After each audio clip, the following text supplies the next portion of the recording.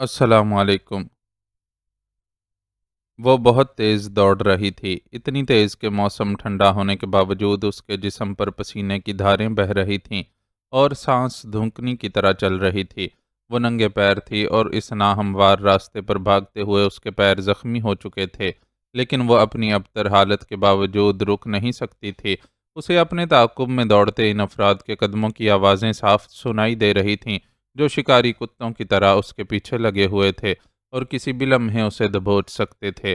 بھاگتے بھاگتے اسے درختوں کا ایک جھنڈ نظر آیا تو وہ اندھا دھند اس جھنڈ میں گھس گئی۔ اب وہ اپنے تعاقب کاروں کی نظروں سے اوجھل ہو چکی تھی، لیکن جانتی تھی کہ زیادہ دیر چھپی نہیں رہ سکتی۔ وہ 5 تھے اور اس جھنڈ میں گھس کر بآسانی اسے ڈھونڈ سکتے تھے۔ اسے اگر اپنی جان بچانی تھی تو ان کے اس جھنڈ میں گھسنے سے پہلے ہی کچھ کرنا تھا۔ بقا کی اس جنگ کو لڑنے کے لیے اس نے اپنی ابتر حالت کو پس پشت ڈالا اور جسم و جاں کی ساری توانائیاں یکجا کر کے ایک بلند درخت پر چڑھ گئی۔ درخت اتنا بلند تھا کہ وہ دور تک دیکھ سکتی تھی۔ ان 5 کو بھی اس نے صاف دیکھا۔ ان میں سب سے آگے بازل تھا، اس کے پیچھے کامی، سلطان، عرفان اللہ اور یزدانی تھے۔ وہ 5 بھی ہانپ رہے تھے اور اسے ان کی ہانپے ہوئے کتوں کی طرح لٹکی ہوئی سرخ سرخ زبانیں صاف نظر آ رہی تھیں۔ وہ انسانوں کے شکاری تھے اور اسے بھی شکار کر کے ہمیشہ ہمیشہ کے لیے خاموش کر دینا چاہتے تھے، لیکن اس نے بھی تہیہ کر لیا تھا کہ وہ ان کا شکار نہیں بنے گی، اور جنگل کے اس طرز زندگی میں شکار ہونے سے بچنے کا ایک ہی طریقہ تھا کہ وہ خود شکاری بن جائے۔ اس نے نہ چاہتے ہوئے بھی شکاری بننا قبول کر لیا اور اپنے گریبان میں اڑ سے اس چھوٹے سے پسٹل کو نکالا جس میں 5 گولیاں تھیں۔ 5 گولیاں، 5 شکار۔ اس نے ان 5 پر نظریں جما دیں اور اپنی سانس کو ہموار رکھنے کی کوشش کرتے ہوئے ہاتھ کی لرزش پر قابو پایا۔ اب وہ 5 اتنا نزدیک آ چکے تھے کہ اسے ان کے چہرے بالکل صاف نظر آ رہے تھے۔ ان میں سب سے واضح بازل کا چہرہ تھا۔ اس نے غصے اور نفرت سے دانت کچکچائے اور فائر کر دیا۔ گولی سیدھی بازل کی پیشانی پر جا کر لگی اور وہ پٹ سے نیچے گر گیا۔ اس نے اپنی انگلی کی جنبش کو روکا نہیں اور اس کا چھوٹا سا پسٹل یکے بعد دیگرے گولیاں اگلتا چلا گیا۔ ہر گولی کے ساتھ ایک فرد گرتا گیا اور چند سیکنڈوں میں ہی وہ 5 اپنے خون میں لت پت زمین پر پڑے نظر آنے لگے۔ وہ بہت سکون سے ان کے جسموں سے بہتے خون کو دیکھنے لگی، لیکن یکدم ہی فضا میں گونجتے سائرن کی آوازوں نے اس کا سکون ختم کر دیا اور وہ ہراساں سی اپنے چاروں طرف دیکھنے لگی۔ اسے لگ رہا تھا کہ سائرن کی آوازیں چاروں طرف سے آ رہی ہیں۔ قریب آتی ہوئی یہ آوازیں دھیرے دھیرے اتنی تیز ہوتی چلی گئیں کہ اس کے لیے انہیں برداشت کرنا ممکن نہیں رہا اور وہ دونوں ہاتھ سر پر رکھ کر زور سے چیخی۔ اپنی ہی چیخ سے اس کی آنکھیں کھل گئیں اور اس نے دیکھا کہ اس کے سرہانے رکھے موبائل کا الارم مسلسل بج رہا ہے۔ ایک گہری سانس لیتے ہوئے اس نے الارم بند کر دیا۔ وہ جس ذہنی کیفیت کا شکار تھی، اس میں اس قسم کے خواب دکھائی دینا کوئی غیر معمولی بات نہیں تھی۔ وہ پچھلی پوری رات جاگتی رہی تھی، اس لیے خود کو تازہ دم کرنے کے لیے دن کے وقت الارم لگا کر سو گئی تھی، لیکن حقیقت یہ تھی کہ منتشر خیالی اور الٹے سیدھے خوابوں کے ساتھ لی جانے والی نیند نے اسے اتنا زیادہ فائدہ نہیں پہنچایا تھا، اور وہ اب بھی خود کو تھکان زدہ محسوس کر رہی تھی۔ اپنی اس کیفیت کو نظر انداز کرتے ہوئے اس نے بستر چھوڑا اور باتھ روم میں گھس گئی۔ شاور لینے سے اس کی طبیعت پر اچھا اثر پڑا۔ بال خشک کرنے کے بعد اس نے اپنی تیاری شروع کر دی۔ اتنے اہتمام سے وہ زندگی میں کبھی بھی تیار نہیں ہوئی تھی، اس لیے جب تیاری مکمل ہونے کے بعد خود کو آئینے میں دیکھا تو کوئی اجنبی سی لڑکی سامنے کھڑی دکھائی دی۔ اس نے دہکتا ہوا سرخ میکسی نما لبادہ پہن رکھا تھا۔ اس لبادے کا گلا قدرے کشادہ اور آستینیں بہت چھوٹی چھوٹی تھیں۔ مناسب میک اپ، نازک سی جیولری اور سنہری بالوں کے ساتھ اس وقت یقینی طور پر وہ غضب ڈھا رہی تھی۔ اس نے آنکھوں میں نیلے کانٹیکٹ لینز لگا رکھے تھے۔ ماں سے گوری رنگت اور مغربی عورتوں کے سے نقوش اسے ورثے میں ملے تھے، اس لیے سنہری بالوں اور نیلی آنکھوں کے ساتھ اس وقت وہ قطعی طور پر کوئی غیر ملکی حسینہ لگ رہی تھی۔ اپنی تیاری سے مطمئن ہونے کے بعد اس نے موبائل فون اٹھایا اور اعجاز کا نمبر ملایا۔ تم کہاں ہو اعجاز؟ کال ریسیو ہوتے ہی کسی رسمی گفتگو کے بغیر اس نے دریافت کیا۔ تمہارے کام سے ہی نکل رہا تھا۔ دیٹس گڈ، میں بھی نکلنے والی ہوں۔ کام ہو جائے تو مجھے کنفرم کر دینا۔ اعجاز کا جواب سن کر اس نے اطمینان کا اظہار کیا۔ مجھے پتہ نہیں کیوں یہ لگ رہا ہے کہ تم کوئی بہت ہی خطرناک کام کرنے جا رہی ہو۔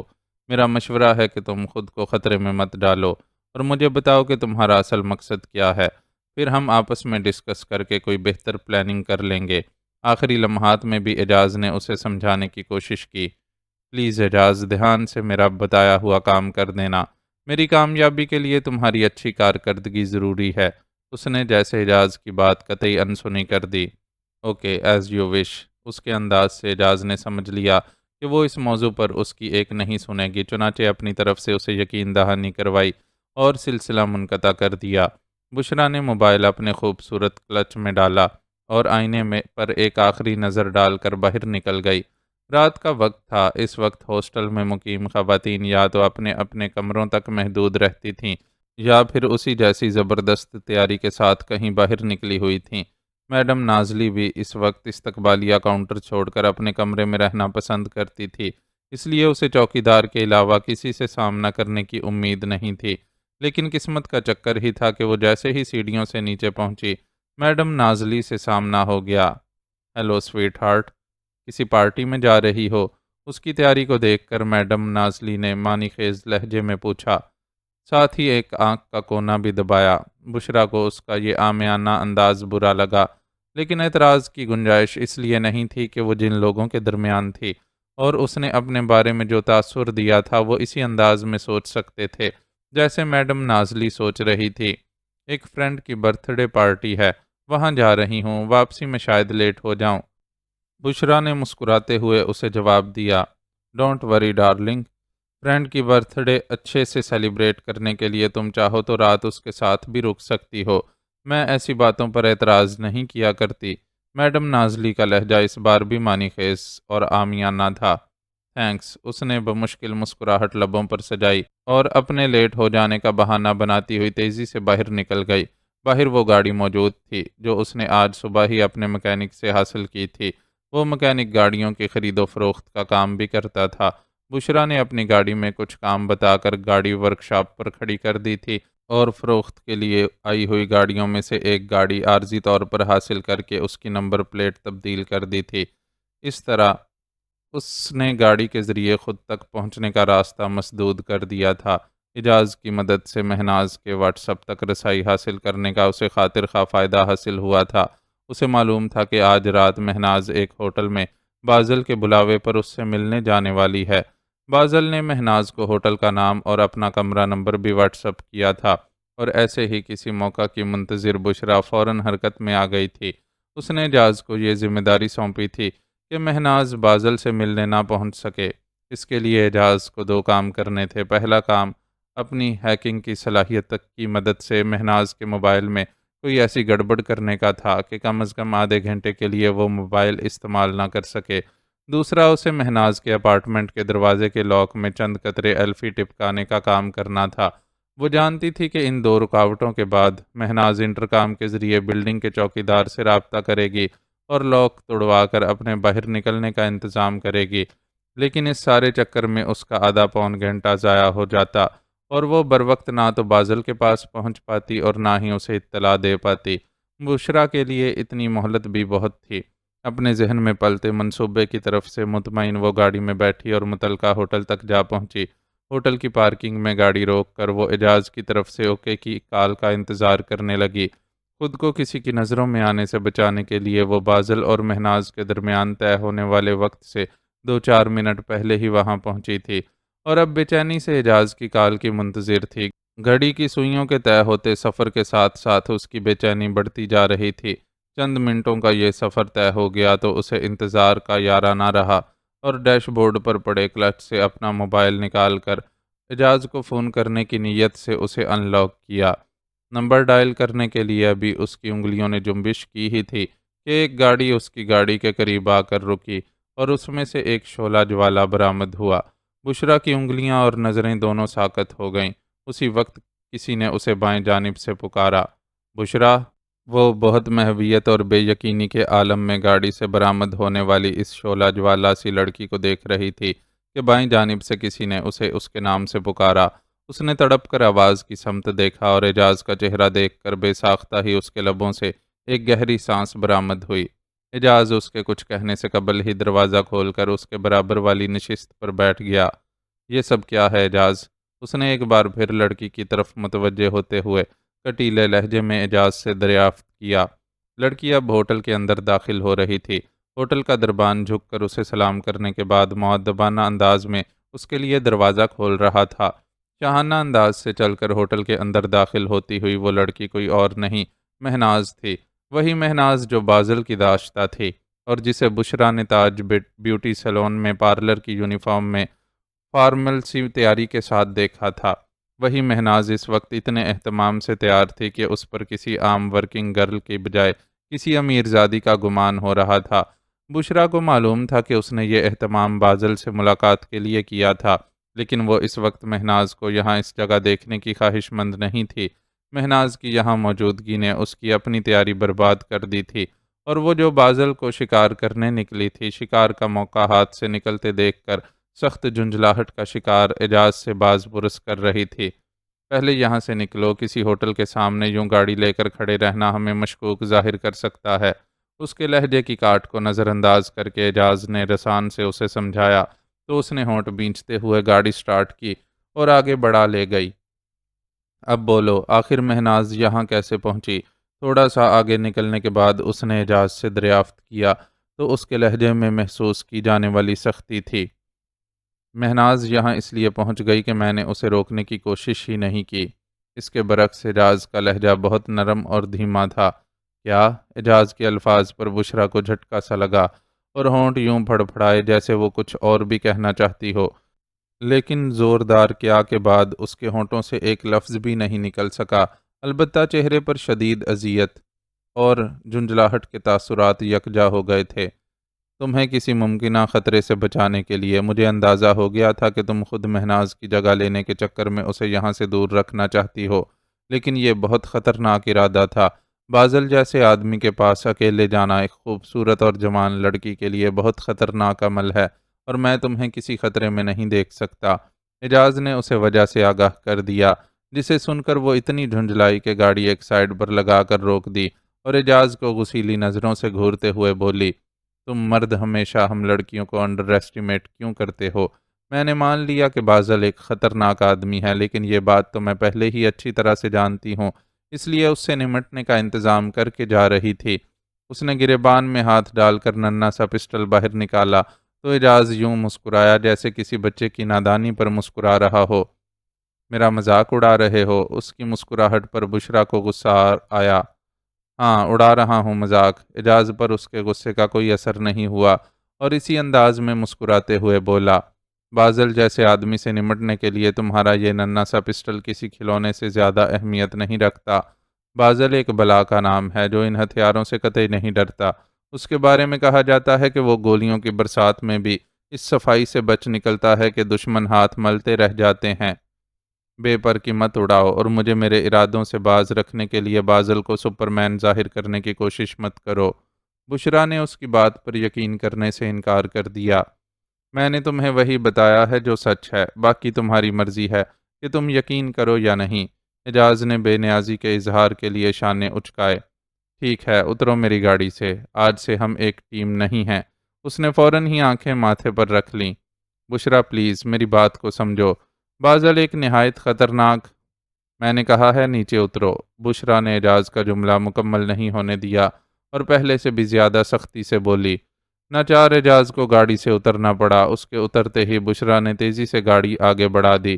وہ جو اپنے تئیں آج بازل سے حساب بے باک کر دینے والی تھی، ساری منصوبہ بندی غارت ہو جانے پر سخت و خراب موڈ میں تھی اور اپنے ایک خیرخواہ کی خیرخواہی اسے سمجھ نہیں آ رہی تھی۔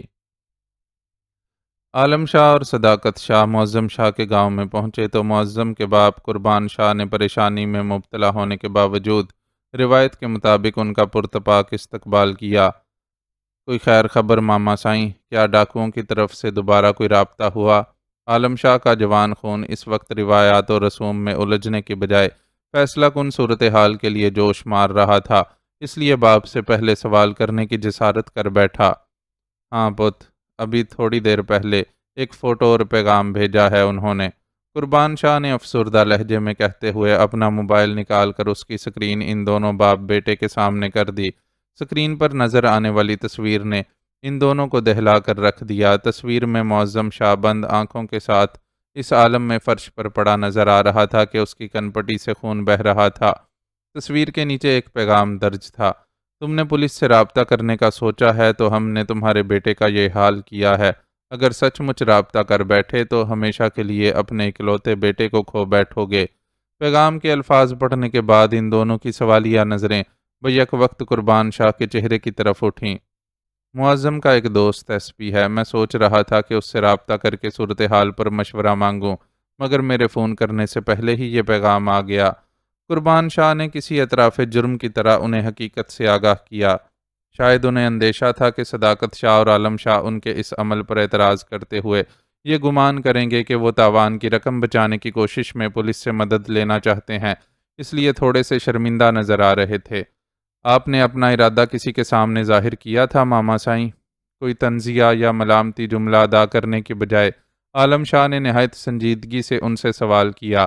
تو پہلے تو انہیں اس کا سوال سمجھ نہیں آیا، اور جب سمجھ آیا تو نفی میں دائیں سے بائیں سر ہلاتے ہوئے بولے: تم غلط سوچ رہے ہو پت، ادھر سے کوئی مخبری کرنے والا نہیں ہے۔ میں نے یہ بات صرف اپنے منشی سے کی تھی، اور وہ بڑا وفادار آدمی ہے۔ پشتوں سے اس کا خاندان ہمارا نمک کھا رہا ہے، اور اس کے خون میں نمک حرامی نہیں ہے۔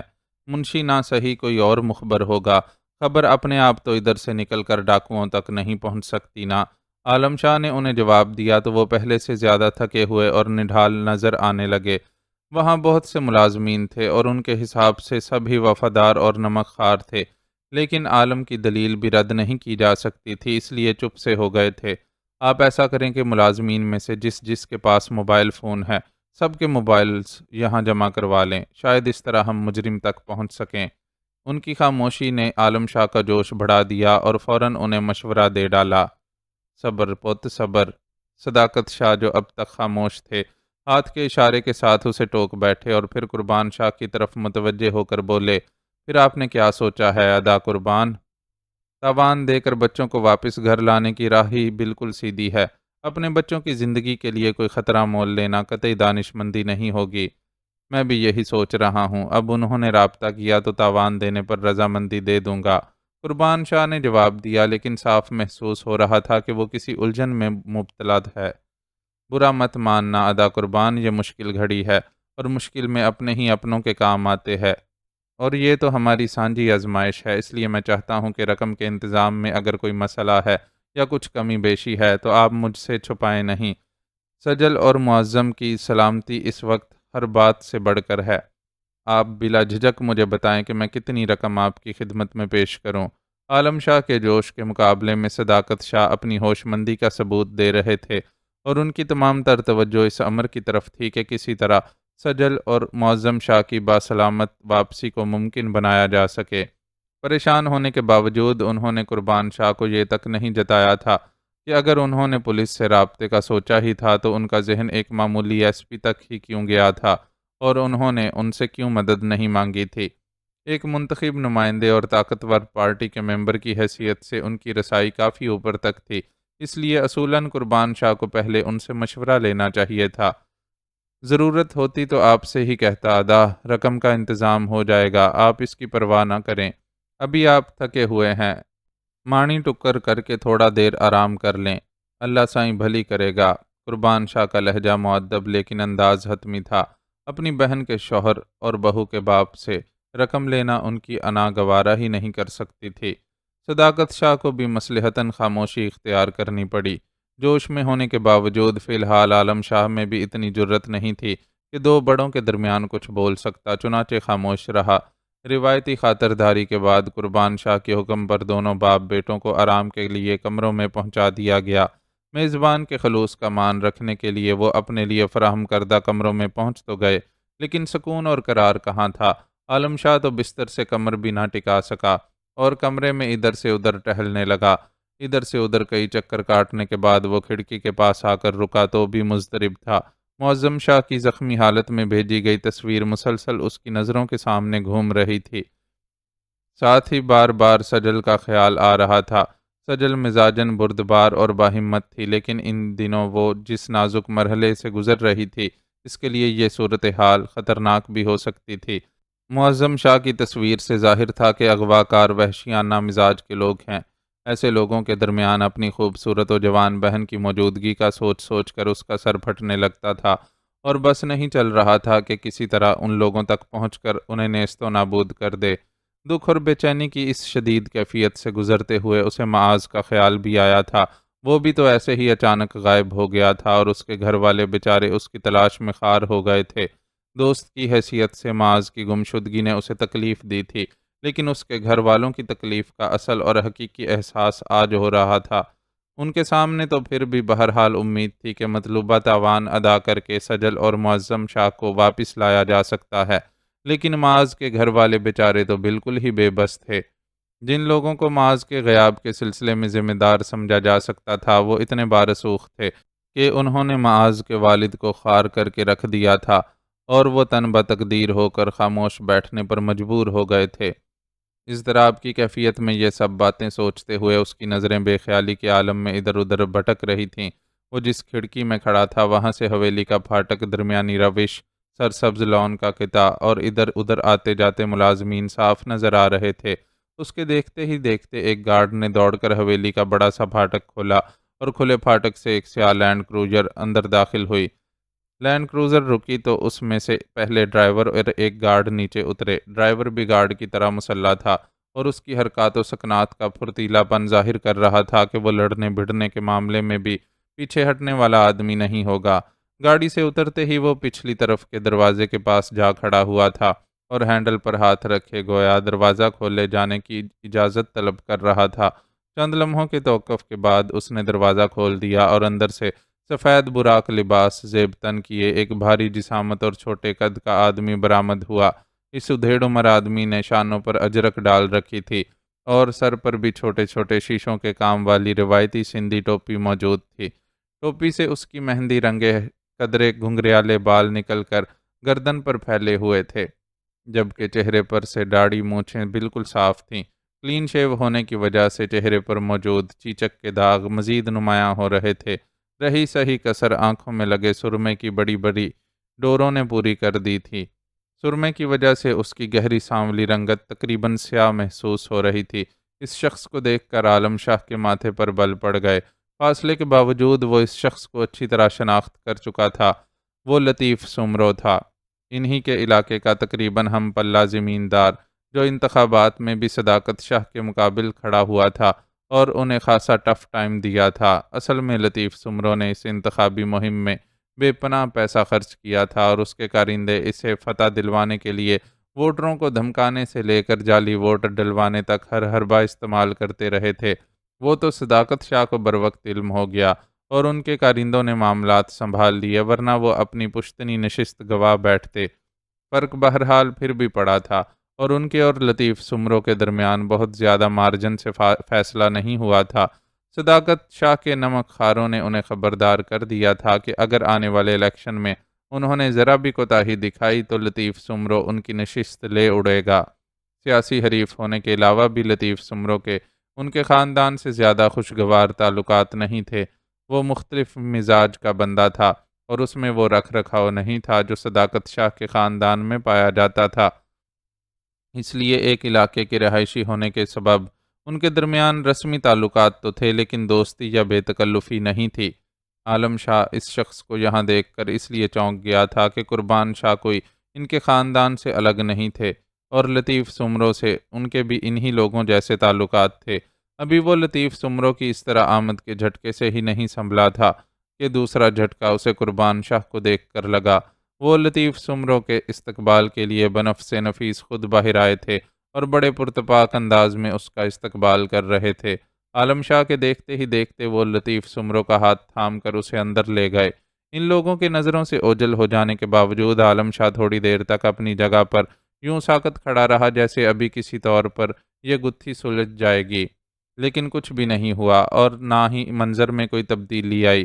لطیف سمرو کی یہاں موجودگی کا سبب جاننے کی اسے ایسی بے چینی تھی کہ بس نہیں چل رہا تھا کہ کسی طرح خود بھی اس جگہ پہنچ جائے جہاں وہ اور قربان شاہ ملاقات کر رہے تھے، لیکن اسے یہ بھی معلوم تھا کہ وہ ایسا نہیں کر سکتا۔ اس کی تربیت ایسی خلاف تہذیب حرکت کرنے کی اجازت نہیں دیتی تھی۔ دوسرے اسے یہ بھی معلوم تھا کہ اگر اس ملاقات کی کوئی خاص وجہ ہے تو اس کے سامنے اس نوعیت کی کوئی بات چیت نہیں کی جائے گی جو اسے معاملات سے آگاہ کر دے۔ اگر اسے اس ملاقات کی وجہ جاننی تھی تو کسی ذریعے سے سیندھ لگانی پڑتی۔ وہ اس سلسلے میں غور و فکر کرتا ہوا ایک بار پھر کمرے میں ادھر ادھر چکرانے لگا۔ ہر تھوڑی دیر بعد کھڑکی کے پاس جا کر جھانک بھی لیتا تھا کہ آیا لطیف سمرو واپس جا رہا ہے یا نہیں۔ ملاقات کا دورانیہ طویل ہوتا جا رہا تھا۔ ایک بار اس کا دل چاہا کہ جا کر صداقت شاہ کو اس بات سے آگاہ کر دے، لیکن پھر اس ارادے کو ملتوی کر دیا۔ وہ کوئی ننھا بچہ نہیں تھا کہ ہر بات کے لیے باپ کے پاس دوڑا جاتا۔ وہ اپنے طور پر ہی معاملات کو دیکھنا چاہتا تھا۔ اس نے فیصلہ کیا کہ لطیف سمرو واپس چلا جائے تو قربان شاہ کے منشی کو اس سلسلے میں ٹٹولے گا۔ اس فیصلے کے بعد بھی وہ کسی جگہ بیٹھ نہ سکا اور کمرے میں ٹہلتا رہا۔ ٹہلنے کے اس سلسلے کو دروازے پر ہونے والی دستک نے موقوف کیا۔ یس کم ان، وہ بے ساختہ ہی انگریزی میں بول گیا۔ رد عمل میں دروازہ کھلا اور تقریباً 20 سالہ قمیض شلوار میں ملبوس سلونی سی لڑکی اندر داخل ہوئی۔ لڑکی نے اپنے ہاتھ میں شیشے کی نازک سی تشتری اٹھا رکھی تھی جس پر خوبصورت ڈیزائن کا کرسٹل کا گلاس رکھا ہوا تھا۔ گلاس خوبصورت نفیس جالی سے ڈھکا ہوا تھا اور اس کے اندر گلابی سی رنگت کا کوئی محلول نظر آ رہا تھا۔ آئی ایم سوری سر کہ میں نے آپ کو ڈسٹرب کیا، لیکن میں خود کو یہاں آنے سے نہیں روک سکی۔ لڑکی کے انداز گفتگو نے عالم شاہ کو چونکا دیا اور ایک بار پھر اس نے لڑکی کا جائزہ لیا۔ وہ اچھی تراش خراش اور خوبصورت پرنٹ کا استری شدہ جوڑا پہنے ہوئے تھی اور سر پر جوڑے کا ہم رنگ شفون کا دوپٹہ بڑے انداز سے ٹکا ہوا تھا۔ کانوں میں بہت چھوٹے چھوٹے ٹاپس پہن رکھے تھے اور یہی اس کا واحد زیور تھا۔ ناک، گردن اور کلائیاں بالکل خالی تھیں۔ وہ ہاتھ میں جوس کا گلاس لیے مؤدبانہ انداز میں کھڑی تھی، لیکن اس کی بول چال اور پہناوا ملازماؤں سے مختلف تھا۔ سب سے بڑھ کر اس کے چہرے پر موجود خود اعتمادی ہی تھی جو اسے ملازمہ ماننے میں رکاوٹ پیدا کر رہی تھی۔ لیکن عالم شاہ متذبذب تھا کہ ملازمہ کے علاوہ اسے اور کس کیٹیگری میں رکھے، کہ خاندان کے جملہ افراد کو تو وہ پہچانتا تھا اور حویلی سے باہر سے آئی ہوئی کسی مہمان لڑکی کی اپنے کمرے میں آمد سمجھ سے بالاتر تھی۔ تم کون ہو؟ بالآخر اس کی الجھن سوال بن کر لبوں سے پھسل ہی گئی۔ میں آسیہ ہوں، منشی عبدالحق کی بیٹی۔ میں آپ کے لیے یہ اسٹرابری شیک بنا کر لائی ہوں۔ کھانے کے کمرے میں ڈیوٹی دینے والی ملازماؤں نے بتایا تھا کہ آپ سمیت کسی نے بھی ڈھنگ سے کھانا نہیں کھایا، تو میں نے سوچا شیک بنا دیتی ہوں۔ آپ لوگ جس پریشانی سے گزر رہے ہیں اس میں بھوک اٹھ جانا فطری بات صحیح، لیکن اس حقیقت سے انکار نہیں کیا جا سکتا کہ خوراک کے بغیر جسمانی کمزوری ہو جاتی ہے اور جسمانی کمزوری دماغ کو بھی کمزور کر دیتی ہے۔ کمزور دماغ کے ساتھ اس مشکل وقت سے گزرنا اور بھی مشکل ہو جائے گا، اس لیے آپ یہ شیک پی لیں۔ میں نے بڑے شاہ صاحب کے لیے بھی شوگر فری جوس ان کے کمرے میں بھجوا دیا ہے۔ وہ بہت ٹھہر ٹھہر کر اور دھیمے لہجے میں بول رہی تھی۔ عالم شاہ کو اس کے انداز گفتگو نے متاثر کیا اور دلچسپی سے اس کی طرف دیکھنے لگا۔ پلیز سر لیجیے نا، ابھی یہ شیک بالکل فریش ہے، اس لیے اصل لطف دے گا، تھوڑی دیر بعد وہ بات نہیں رہے گی۔ اپنی تفصیل کے جواب میں عالم شاہ کے خاموش جائزے نے اسے تھوڑا سا نروس کیا، اس لیے ذرا شرمائے ہوئے سے لہجے میں اصرار کرتے ہوئے بولی۔ عالم شاہ خاموشی سے گلاس تھام کر ایک کرسی پر ٹک گیا اور گلاس سے شیک کا ایک گھونٹ بھرا۔ ویری ٹیسٹی، تم نے تو بڑے کمال کا شیک بنایا ہے۔ پہلا گھونٹ لیتے ہی اس کے لبوں سے تعریفی کلمات پھسلے۔ تھینک یو سو مچ سر، آپ کو پسند آیا، اس سے بڑھ کر میرے لیے خوشی کی کیا بات ہو سکتی ہے۔ وہ مسکرانے لگی۔ کہاں تک پڑھی ہو؟ عالم شاہ نے اس سے دریافت کیا۔ آسیہ نامی یہ لڑکی اسے دلچسپ لگی تھی۔ جی ایف ایس سی کر رکھا ہے، ڈاکٹر بننا چاہتی تھی پر ابا نہ مانتے بھی کیسے، ان کی اتنی گنجائش ہی نہیں۔ کہنے لگے تیری ضد پر جتنا پڑھا سکتا تھا پڑھا دیا، اب واپس آ جا تاکہ تیرے چھوٹے بہن بھائیوں کو بھی پڑھا سکوں۔ تو ڈاکٹری پڑھنے بیٹھ گئی تو ان کی تعلیم کا خرچہ کیسے اٹھاؤں گا؟ اب میں یہاں رہتی ہوں اور میرا چھوٹا بھائی شہر میں رہ کر پڑھ رہا ہے۔ وہ بتا رہی تھی تو اس کے چہرے پر اتنی گہری اداسی تھی کہ عالم شاہ خود دکھی ہونے لگا۔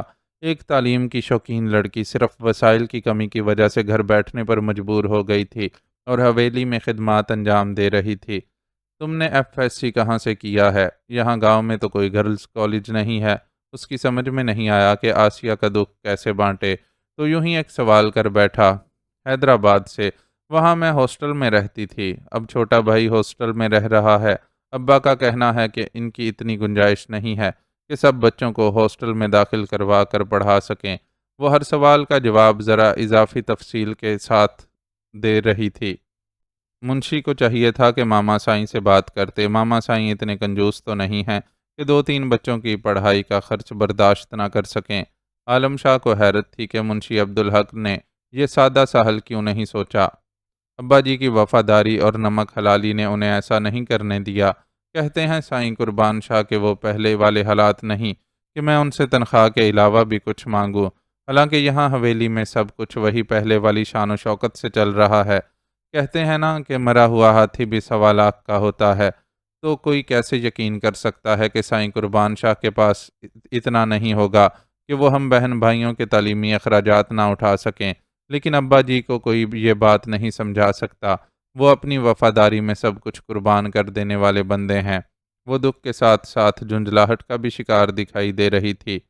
تم منشی عبدالحق کو تھوڑی دیر میں میرے پاس بھیج دینا، مجھے ان سے کچھ بات کرنی ہے۔ شیک مزیدار ہونے کے باوجود عالم شاہ پورا نہیں پی سکا۔ ذاتی پریشانی کے ساتھ آسیہ کی تکلیف اور قربان شاہ کے حالات خراب ہونے کی خبر نے طبیعت کا بوجھل پن بڑھا دیا تھا۔ ایسے میں بھلا نعمتیں پورا لطف کہاں دے پاتی ہیں۔ اوکے سر، لیکن ابھی ابا جی بڑے شاہ سائیں کے ساتھ ڈرائنگ روم میں ہیں۔ بڑے شاہ سائیں کے مہمان واپس چلے جائیں تو میں ابا جی کو آپ کا میسج پہنچا دوں گی۔ اس نے مہذبانہ و مؤدبانہ لہجے میں جواب دیا اور عالم شاہ سے گلاس لے کر واپس چلی گئی۔ اس کے جانے کے بعد عالم شاہ دوبارہ اپنی سابقہ شغل میں مصروف ہو گیا۔ تقریباً 10 منٹ بعد اس نے لطیف سمرو کو حویلی سے روانہ ہوتے ہوئے دیکھا۔ اتنی دور سے دیکھنے پر بھی اسے لطیف سمرو کے چہرے پر خوشی سے بھرپور تاثرات دکھائی دیے۔ وہ غور کرنے لگا کہ لطیف سمرو کی خوشی کی کیا وجہ ہو سکتی ہے۔ ابھی یہ غور و خوض جاری ہی تھا کہ دروازے پر دستک ہوئی اور منشی عبدالحق اجازت لے کر اندر داخل ہوا۔ حکم سائیں، اس کے سامنے مؤدب کھڑے ہوتے ہوئے منشی نے اپنے بلائے جانے کی وجہ جاننی چاہی۔ لطیف سمرو یہاں کیوں آیا تھا؟ اس نے منشی کی آنکھوں میں جھانکتے ہوئے بے حد سنجیدہ اور سرد لہجے میں پوچھا تو منشی گڑبڑا گیا، لیکن پھر فوراً ہی سنبھل کر بولا، میں معمولی ملازم، کیا بتا سکتا ہوں سائیں؟ وہ وڈے شاہ سائیں کے مہمان ہیں۔ وڈے شاہ سائیں ہی آپ کو آپ کے سوال کا جواب دے سکتے ہیں۔ کیوں، تم ملاقات کے دوران وہاں موجود نہیں تھے کیا؟ عالم شاہ کا لہجہ تند تھا۔ وڈے شاہ سائیں جانتے ہیں کہ ان کے حکم کے بغیر میری زبان نہیں کھلتی، اس لیے وہ مجھ پر اتنا بھروسہ کرتے ہیں۔ منشی کا لہجہ اب بھی مؤدبانہ تھا، لیکن انداز میں وہ خود اعتمادی تھی جو صرف وفادار و سچے آدمی کے لہجے میں ہی ہو سکتی ہے۔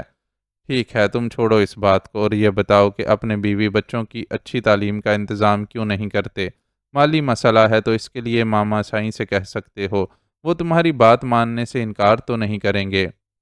آپ سے آسیہ نے کچھ کہا ہے؟ منشی چونکا۔ مجھ سے کسی نے بھی کہا ہے؟ تم مجھے میرے سوال کا جواب دو۔ عالم شاہ نے روب جمایا۔ لڑکی ذات کو زیادہ پڑھا لکھا کر اس کا دماغ نہیں خراب کرنا تھا۔ مجھے اس لیے جتنا پڑھانا تھا پڑھا کر گھر بٹھا لیا۔ ایک بیٹا حیدرآباد میں پڑھ رہا ہے، دوسرے کو بھی جب بڑا ہوگا بھجوا دوں گا۔ ابھی تو ادھر گاؤں کے اسکول میں ہی پڑھ رہا ہے۔ کیوں، یہاں گاؤں کے اسکول میں کیوں پڑھوا رہے ہو اسے؟ یہاں کا تعلیمی معیار کتنا گھٹیا ہے، تمہیں خود معلوم نہیں ہے؟ ایسے معمولی اسکول میں پڑھ کر تمہارے بیٹے کا خاک مستقبل بنے گا۔ عالم شاہ نے اس کا جواب سن کر اسے ٹوکا۔ اللہ مالک ہے سائیں، وہ بہتر کرے گا، منشی نے عاجزی سے جواب دیا۔ جب تک تم کوشش نہیں کرو گے اللہ بھی کچھ بہتر نہیں کرے گا۔ ماما سائیں سے بات کر کے اپنے بیٹوں کا کسی اچھے اسکول میں داخلہ کرواؤ، بلکہ میری مانو تو انہیں کراچی کے کسی بڑے اسکول میں بھجوا دو۔ ماما سائیں اتنے گئے گزرے تو نہیں ہیں کہ اپنے وفادار ملازم کے بچوں پر چند لاکھ روپے خرچ نہیں کر سکیں۔ ابھی جو ہے جیسا ہے ٹھیک ہے سائیں، ابھی تو مجھے بس اتنی فکر ہے کہ سائیں چھوٹے سائیں اور سائن والی پریشانی سے نکل جائیں۔ منشی کو اس کی حجت بازی بخلاہٹ میں مبتلا کر رہی تھی۔ کیسے نکلیں گے وہ اس پریشانی سے؟ تم اپنے بچوں کی تعلیم کے لیے ان سے چند لاکھ روپے مانگنے سے جھجکتے ہو، اور یہاں معاملہ کروڑوں کے تاوان کا ہے۔ کہاں سے دیں گے ماما سائیں اتنا بھاری تاوان؟ آپ فکر نہ کریں سائیں، وڈے شاہ سائیں نے انتظام کر لیا ہے، آ جائے گی تاوان کی ادائیگی کے لیے رقم۔ اس کے جارحانہ لہجے کے جواب میں منشی نے عاجزی سے کہا، کہاں سے آ جائے گی رقم؟ لطیف سمرو کے پاس سے؟ ہم اپنوں کے لیے غیریت برت کے ماما سائیں لطیف سمرو سے قرض لے رہے ہیں۔ اپنا تند انداز برقرار رکھتے ہوئے اس نے منشی پر چڑھائی کی تو اس کے چہرے کا رنگ اڑ گیا۔ وہ سمجھ گیا تھا کہ عالم شاہ لطیف سمرو کی یہاں آمد کا مقصد بھانپ چکا ہے۔ کس شرط پر رقم دے رہا ہے لطیف سمرو؟ کتنے سود کا مطالبہ کیا ہے اس نے؟ منشی کے چہرے کی اڑی رنگت سے عالم شاہ نے بھی اندازہ کر لیا کہ اس کا چلایا ہوا تیر نشانے پر لگ گیا ہے، اس لیے مزید تفتیش کرنے لگا۔ سود کی بات نہیں ہے سائیں، سود پر رقم مل جاتی تو بھی خیر تھی۔ لطیف سمرو اس کے لیے راضی نہیں ہوا۔ اس کی عرصے سے نہر کے پاس والی زمین پر نظر تھی، سائیں کو مجبوراً اس کی بات ماننا پڑی۔ منشی نے دھیمی آواز میں اسے مطلع کیا تو اسے جھٹکا لگا۔ کیا؟ ماما سائیں نے زمین بیچ دی؟ ان جیسا آدمی ایسا کیسے کر سکتا ہے؟ اولاد کے لیے آدمی سب کچھ کر جاتا ہے۔ منشی کا لہجہ بھیگ گیا۔ یقیناً اسے اپنے مالک کی اس تکلیف کا احساس تھا جو انہوں نے زمین بیچنے کا فیصلہ کرتے ہوئے محسوس کی تھی۔ ایسا نہیں ہو سکتا، میں ابھی ماما سائیں سے بات کرتا ہوں۔ عالم شاہ جذباتی ہونے لگا۔ آپ کو اللہ کا واسطہ ہے سائیں، ایسا نہ کریں۔ میری زبان آپ کے سامنے کھل جانے کا سن کر انہیں بہت رنج ہوگا۔ اب تو جو ہونا تھا ہو چکا۔ وڈے شاہ سائیں نے پکے کاغذ پر لکھ کر دے دیا ہے اور لطیف سمرو چیک بھی دے گیا ہے، اب کچھ بدل نہیں سکتا۔ اس بار منشی کی آنکھوں سے آنسو نکل کر اس کے رخساروں پر لڑک گئے۔ وہ سچ مچ بڑا وفادار و جانثار ملازم تھا۔ سن کر عالم شاہ کے منہ سے کراہ سی نکل گئی اور اس نے اپنا سر تھام لیا۔ قربان شاہ کی اتنی غیرت مندی نے اسے تکلیف پہنچائی تھی، لیکن منشی کا کہنا بھی ٹھیک تھا کہ اب کچھ کہنے سے کوئی حاصل وصول نہیں تھا، جو ہونا تھا وہ ہو چکا تھا۔ معاذ بے بسی کے عالم میں اپنے قید خانے میں بیٹھا ہوا تھا۔ ایک طرف اپنے دوستوں اور گھر والوں پر گزرنے والی پریشانیوں کا دکھ تھا تو دوسری طرف سجل شاہ اور معظم شاہ کی بھی فکر ہو رہی تھی۔ کہنے کو ان دو لوگوں سے اس کا کوئی رشتہ نہیں تھا، لیکن سجل شاہ سے اچانک ہی جو تعلق قائم ہو گیا تھا، اس نے خود بخود ہی اس کی اور اس سے وابستہ لوگوں کی فکر میں مبتلا کر دیا تھا۔ اس نے ہمیشہ بہت صاف ستھری زندگی گزاری تھی اور صنف مخالف کے بارے میں اپنے جذبات کی نوعیت سے بھی خوب واقف تھا۔ اپنی حسین و جمیل کزن صوبیہ، ذہین و حق گو بشرا سے لے کر دلکش و بے باک سونیا خان تک کسی کی نگاہ التفات نے اس کے جذبات میں وہ ہلچل نہیں مچائی تھی جو سجل شاہ کی ایک جھلک نے مچا کر رکھ دی تھی، اور وہ اس معاملے میں بالکل کلیئر تھا کہ وہ سجل شاہ سے پہلی نظر کی محبت کے بندھن میں بندھ گیا ہے۔ اب یہ محبت کتنی لا حاصل تھی، اس بحث میں پڑھنے کا کوئی فائدہ نہیں تھا۔ محبت تھی تو بس تھی، اور محبت کا تقاضا تھا کہ اپنے محبوب کے لیے کچھ کیا جائے۔ سو اس کا ذہن مسلسل اس نکتے پر سوچ رہا تھا کہ ان دونوں میاں بیوی کو یہاں سے آزادی دلانے کے لیے کیا کیا جائے۔ آزادی کی خود اسے بھی شدید ضرورت تھی کہ اسپائڈر مین کی نقل عرفان اللہ اینڈ کمپنی سے اس کا سودا کرنے کا ارادہ باندھ چکا تھا، اور وہ لوگ تو اس کے خون کے پیاسے تھے۔ آزادی کے لیے تدبیریں سوچتے ہوئے اسے اچانک ایک بات یاد آئی تو اپنی جیبیں ٹٹول کر دیکھنے لگا۔ وہ ابھی تک فیضو کا فراہم کردہ لباس ہی پہنے ہوئے تھا۔ یہ لباس بہت میلا اور پھٹا پھٹا ہو چکا تھا، لیکن اس کی اندرونی جیبوں میں ابھی تک وہ سوغاتیں محفوظ تھیں جو فیضو نے وقت رخصت اسے عنایت کی تھیں۔ ڈاکوؤں نے اس کی بہت زیادہ تفصیلی تلاشی نہیں لی تھی، اور بس اتنی یقین دہانی کر لی تھی کہ اس کے پاس کوئی اسلحہ وغیرہ تو موجود نہیں ہے، اس لیے وہ فیضو کے تحائف سے محروم نہیں ہوا تھا۔ چھوٹی چھوٹی پڑیوں میں محفوظ ان تحائف میں سے ایک کے استعمال کا وقت آ پہنچا تھا۔ جیب سے پلاسٹک کے شاپر میں محفوظ پڑیاں نکال کر اس نے ان میں سے چن کر ایک پڑیا نکالی اور اسے کھول کر اس میں موجود صفوف کو دیکھنے لگا۔ شفاف رنگ کا یہ صفوف اسے یہاں سے آزادی دلانے میں مدد دے سکتا تھا، لیکن ایک جھجک سی تھی کہ نہ جانے اس کی وہ تاثیر ہو بھی یا نہیں جو فیضو نے بتائی تھی، اور کھا کر الٹا لینے کے دینے پڑ جائیں۔ لیکن پھر اس نے رسک لینے کا فیصلہ کر لیا۔ فیضو ایسا بندہ نہیں تھا جس پر وہ اعتماد نہ کرتا۔ فیضو کی سحر انگیز شخصیت کی کرشمہ سازیاں اس نے اپنی آنکھوں سے دیکھی تھیں، چنانچہ اس کی دی ہوئی جادو کی پڑیا کو آزمانے میں خطرے کا تناسب بہت کم تھا۔ اس نے اللہ کا نام لیا اور پڑیا میں موجود شفاف صفوف کو ایک چٹکی اپنی زبان پر رکھ لیا۔ صفوف بے حد کڑوا تھا، لیکن زبان پر رکھتے ہی منہ میں گھل گیا تھا، اس لیے فوراً ہی اپنا اثر دکھانا شروع کر دیا۔ صفوف کھاتے ہی چند سیکنڈوں میں اس نے اپنے جسم کا درجہ حرارت بڑھتا ہوا محسوس کیا۔ نتیجتاً اس کے جسم سے پسینہ پھوٹنے لگا۔ پسینہ بہنے کی رفتار خاصی تیز تھی۔ چند منٹوں کے اندر وہ پسینے سے تربتر ہو گیا تو حرکت میں آیا اور زور زور سے دروازے پر دستک دینے لگا۔ اس کے دستک دینے میں اتنی شدت تھی کہ کسی کو وہاں آنا ہی پڑا۔ کیا بات ہے، کیوں دروازہ توڑ رہے ہو؟ آنے والے نے غصے سے جھنجھلائے ہوئے لہجے میں دریافت کیا۔ میری طبیعت بہت خراب ہو رہی ہے بھائی، کچھ کرو، معاذ نے نکاہت زدہ لہجے میں جواب دیا اور پھر دھڑام سے فرش پر گر گیا۔ اس کے اس عمل میں اداکاری کا زیادہ دخل نہیں تھا۔ صفوف نے اپنا کام دکھانا شروع کر دیا تھا۔ جسم جس کا درجہ حرارت پہلے بہت بڑھ گیا تھا، وافر مقدار میں پسینہ آنے کی وجہ سے اب ٹھنڈا پڑ چکا تھا اور آہستہ آہستہ اکڑنا شروع ہو گیا تھا۔ پکے فرش پر گرنے سے زوردار آواز پیدا ہوئی تھی اور معاذ کو خاصی چوٹ بھی لگی تھی، لیکن باہر کی آوازوں کو سنتا وہ مطمئن تھا کہ خاطر خواہ رد عمل ظاہر ہو رہا ہے۔ اس کے دروازہ پیٹنے پر آنے والا اگرچہ اندر نہیں آیا تھا، لیکن اپنے کسی ساتھی کو آوازیں دے کر بلا ضرور رہا تھا۔ معاذ نے اس کی پکار پر کسی کے آتے ہوئے قدموں کی چاپ سنی، پھر شاید وہ دھیمی آواز میں ایک دوسرے سے مشورہ کرنے لگے۔ آخرکار بند دروازہ آہستہ سے کھلا۔ وہ دونوں بے حد محتاط تھے اور ایک دوسرے کو کور دیے اس انداز میں ہتھیار تھامے ہوئے تھے کہ معاذ کی ذرا سی بھی غلط حرکت پر اسے گولی مار سکتے تھے۔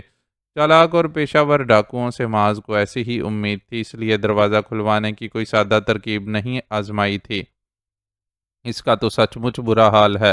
معاذ کی طرف سے کوئی غلط حرکت نہ ہونے کا یقین ہو جانے پر وہ دونوں اندر آ گئے اور اس کا جائزہ لینے لگے۔ ایک نے جھک کر اس کی کلائی تھامی اور نبض چیک کرنے کے بعد دل پر ہاتھ رکھ کر دھڑکن چیک کرنے لگا۔ اس کی تو نبض ڈوب رہی ہے یار، مجھے ایسا لگ رہا ہے کہ اسے دل کا دورہ پڑا ہے۔ میرے چاچا کو بھی دل کا دورہ پڑا تھا تو ایسے ہی ٹھنڈے پسینے آ رہے تھے۔ اپنے طور پر معائنہ کرنے کے بعد اس نے قدرے تشویش سے خیال آرائی کی۔ تم اسے دیکھو، میں چاچڑ کو بلاتا ہوں۔ دوسرا شخص بھاگتا ہوا باہر نکل گیا، جبکہ پہلا اپنا ہتھیار ایک طرف رکھ کر معاذ کے سینے کی مالش کرنے لگا۔ معاذ نے اپنے ہاتھ کی پہنچ میں موجود گن کو دیکھا اور دل محسوس کر رہ گیا۔ اس کے جسم میں پیدا ہونے والا اکڑاؤ اس حد تک بڑھ گیا تھا کہ اگر وہ کوشش کر کے گن کو اپنے ہاتھ میں پکڑ بھی لیتا تو اسے استعمال کرنے کے لائق نہیں تھا۔ اب اسے کسی بھی فوری ایکشن کے بجائے سوچی ہوئی حکمت عملی کے مطابق ہی عمل کرنا تھا۔ صفوف اس کے جسم پر اپنے اثرات پوری طرح مرتب کر چکا تھا اور وہ خود محسوس کر رہا تھا کہ اب وہ اپنی مرضی سے حرکت کرنے کے لائق نہیں رہا ہے۔ اچھی بات یہ تھی کہ زبان کی کڑواہٹ اور تھوڑی سی نکاہت کے علاوہ اسے کوئی تکلیف محسوس نہیں ہو رہی تھی، لیکن وہ جان بوجھ کر حلق سے ایسی آوازیں نکال رہا تھا جس سے سننے والے کو لگے کہ وہ شدید تکلیف میں ہے۔ چاچڑ وہاں آیا۔ اس وقت تک وہ حلق سے آوازیں نکالنے کے لائق بھی نہیں رہا تھا، باقی جسم کے ساتھ ساتھ اس کی زبان بھی اکڑ چکی تھی۔ صفوف کے ان سارے اثرات سے فیضو اسے آگاہ کر چکا تھا، لیکن پھر بھی وہ اپنے جسم میں عجیب سی سنسناہٹ محسوس کر رہا تھا۔ اپنے جسم کے بالکل غیر متحرک اور لاچار ہو جانے کا تجربہ انوکھا اور تھوڑا خوفزدہ کر دینے والا تھا، اور نہ چاہتے ہوئے بھی دل میں اندیشہ ابھر رہا تھا کہ اگر جسم دوبارہ اپنی اصل حالت میں واپس نہ آیا تو کیا ہوگا۔ ایک ڈر یہ بھی تھا کہ اسے بے بسی کی حالت میں پا کر نہ جانے وہ لوگ اس کے ساتھ کیا سلوک کریں، لیکن ان کے تاثرات اور گفتگو سے پتہ چل رہا تھا کہ فی الحال تو وہ حیران و پریشان ہیں۔ چاچڑ خود جھک کر اس کا معائنہ کر رہا تھا۔ پہلے اس نے اس کی نبض دیکھی تھی، پھر سینے پر ہاتھ رکھ کر دل کی دھڑکن محسوس کرنے کی کوشش کرتا رہا تھا۔ معاذ کو معلوم تھا کہ اس کے یہ وائٹل سائنز اتنے دھیمے پڑ چکے ہیں کہ آلات کے بغیر محسوس نہیں کیے جا سکیں گے۔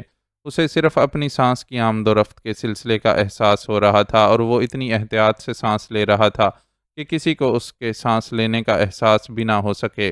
چاچڑ نے اس کے نتنوں کے آگے انگلیاں رکھ کر تنفس محسوس کرنے کی کوشش کی تو اس نے اپنی سانس بھی روک لی۔